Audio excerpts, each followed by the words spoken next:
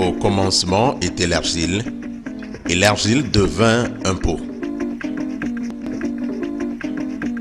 Dans les zones rurales surtout, la poterie occupait et continue d'occuper une place considérable dans la vie quotidienne.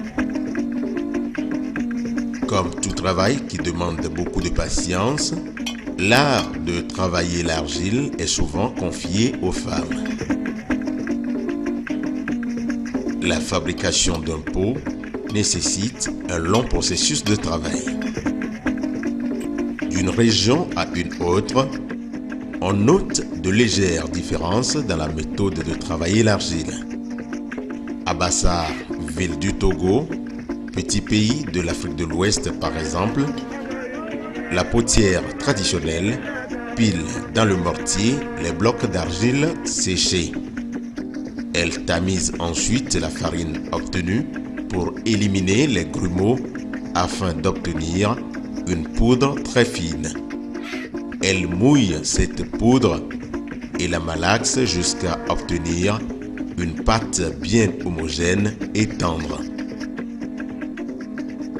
Maintenant que la pâte est prête, elle peut commencer le modelage proprement dit du pot. La potière utilise une sorte de moule dont le haut est arrondi pour construire la base du pot. Sur cette base donc, avec agilité et finesse, elle donne forme à son pot. Viennent ensuite les travaux de finition. À l'aide d'une feuille qu'elle mouille de temps en temps, elle polit le pot.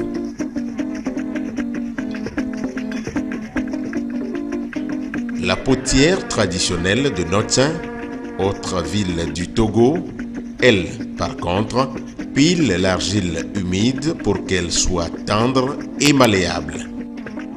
Et contrairement à sa consoeur de Bassar, elle entame la fabrication par le haut du pot. Des deux façons de faire, la finition est similaire. Après avoir bien séché les pots, on les fait cuire.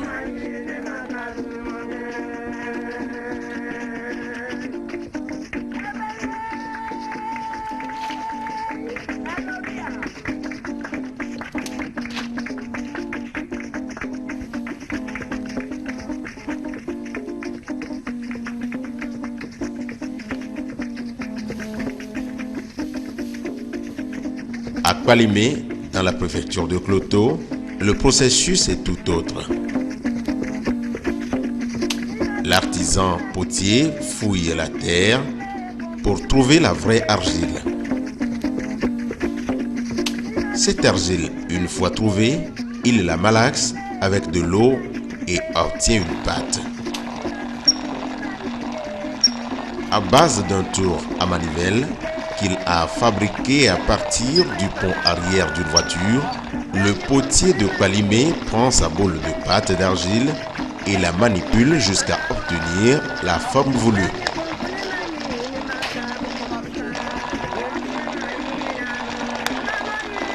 Par ce procédé, il peut obtenir différentes formes de pot. Le saladier, par exemple. Le potier de Kwalimé semi-traditionnel peut produire une cinquantaine de pièces par jour.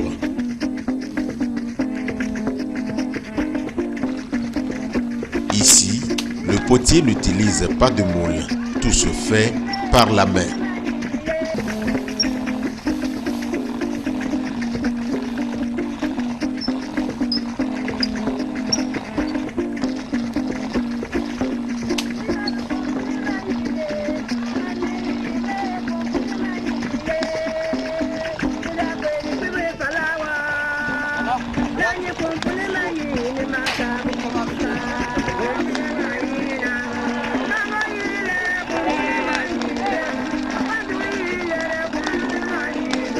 Après l'obtention du pot, le potier passe à l'étape de la cuisson au four. On cuit les pots à petit feu sous peur de casser ou faire exploser le produit fini. On chauffe le pot comme si on était en train de sécher. Dès l'introduction des pots, le potier prend de la boue et ferme les orifices du four pour chasser l'humidité de l'argile mouillée et laisser s'échapper la vapeur par le sommet.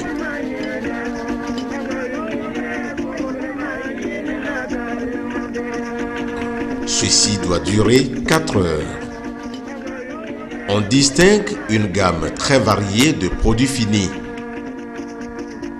Ici, les jarres sont utilisées dans la cuisson de la boisson locale.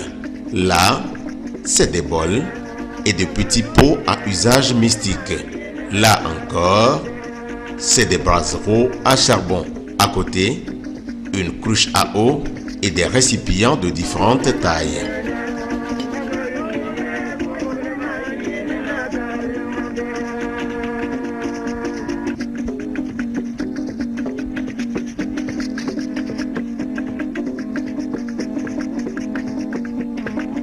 Ailleurs comme ici, c'est des jarres décoratives. La diversité d'utilisation et la variété des gammes des produits qu'offre la poterie font de cet art traditionnel une source de revenus pour les potières.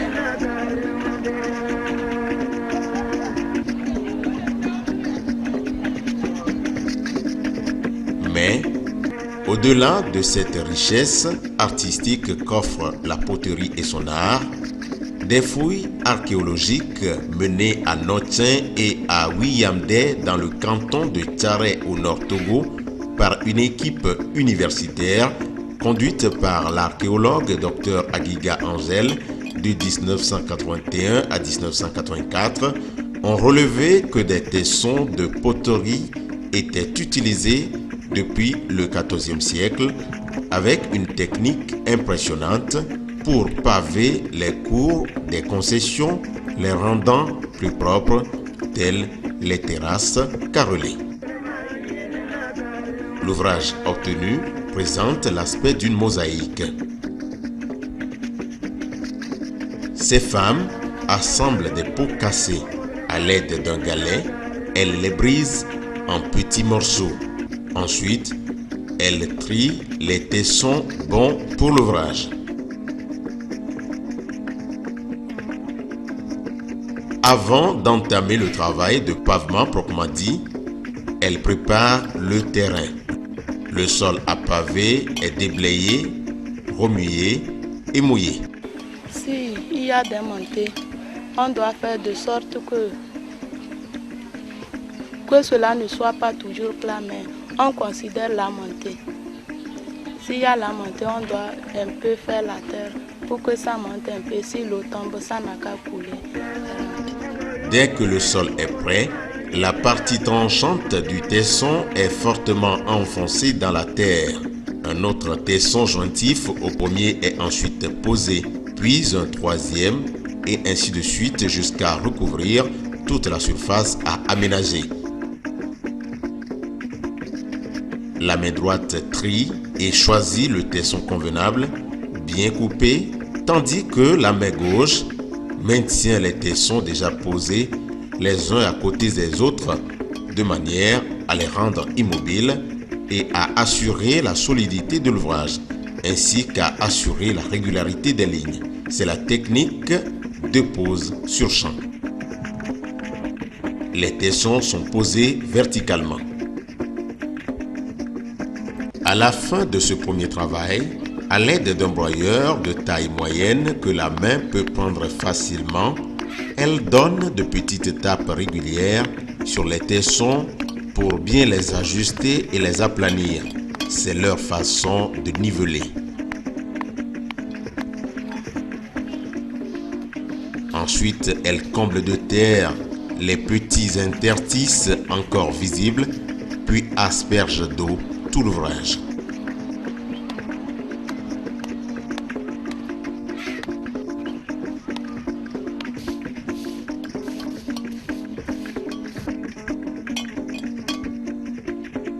Après cela, elle applique une solution de bouse de vache sur la surface pavée. Elles choisissent la matinée ou la soirée pour répandre tout cet enduit un peu épais avec un balai sur l'ouvrage. Après quelques jours, elle passe une décoction d'écorce de néré. Cette décoction est en principe malaxée la veille et n'est utilisée que le lendemain. L'enduit est répandu sur les pavements à l'aide d'un balai. Toute cette opération de finition permet de consolider et de donner une longue durée de vie au pavé.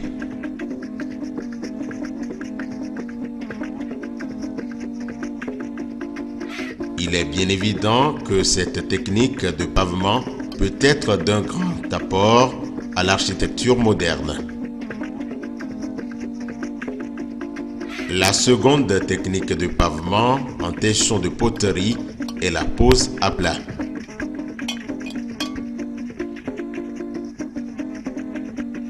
Là aussi, le sol est préalablement remué et mouillé. De larges tessons sont posés sur la surface plane. Ils sont ensuite fragmentés à l'aide d'un galet de manière à assurer une fragmentation en menus morceaux. Pour consolider l'ouvrage, la femme tape à l'aide d'un galet la surface recouverte. Mon père étant aussi un chef, et il a fait ça, l'endroit où il a enterré là, à côté là, depuis 51. Jusqu'à présent, c'est intact. Alors j'ai trouvé que ça fait une économie depuis que je suis ici. Si je n'avais pas pensé au ciment et que j'avais pensé à ceci, toute la cour serait toute la cour serait damée. Ces modèles de pavement, bien que très anciens, sont très efficaces dans la consolidation et la protection des sols habités, surtout dans les zones marécageuses ou montagneuses. Ces pavements en mosaïque étaient des aménagements du sol participant à l'embellissement et à la construction au même titre que les décorations des portes, des poteaux, des fenêtres et des revêtements du sol ou des parois murales en carreaux aujourd'hui. Des recherches faites au service de logement et de l'habitat à Lomé au Togo ont prouvé que ces carreaux en céramique proviennent également de l'argile cuite.